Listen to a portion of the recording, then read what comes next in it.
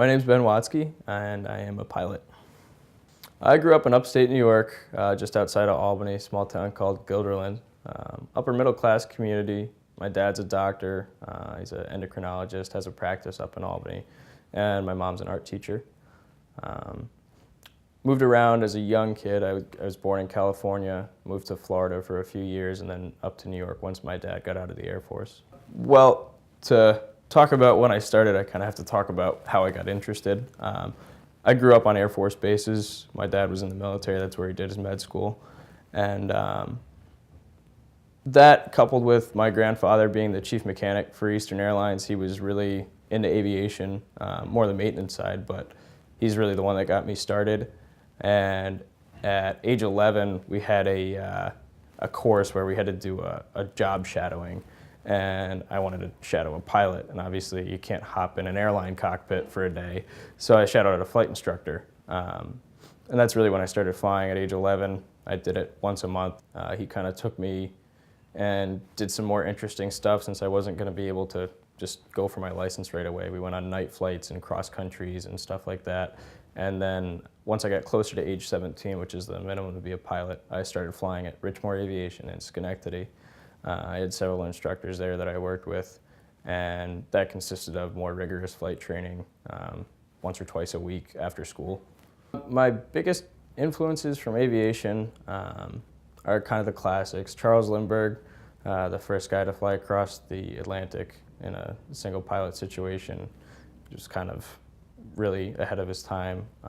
Jimmy Doolittle, who led the Doolittle raid on Japan after Pearl Harbor, taking B-17 Army bombers off an aircraft carrier, which was a feat in itself, and then the story of them getting back. So he was a pretty big leader. And then the last one's a little bit of an outlier, but Howard Hughes, he started in the oil field, that's where his money came from, and he purchased the largest personal Air Force in history and shot Hell's Angels. And then went on to start building his own airplanes and get contracts with the military and airlines, and then actually owned and operated TWA for several years. If I was to do something else, and I've considered it several times, I'd probably be a ski bum. I'd be working at a bar somewhere out west and maybe be a ski patroller, and something to make enough money to get a ski ticket or free ski pass and just live out there. But it's not really conducive to the lifestyle I ultimately want. So, first memory computers was in elementary school. We got, it was like this huge deal at the time. We got the little Macintosh. I don't know if they were notebooks or netbooks or what, but you have to go through and like do spelling tests and stuff on these little things and read electronic books. So that was my first real experience with digital technology. We use computers that are pretty complex that crunch numbers for weight and balance and flight planning and fuel burn, landing and takeoff distances.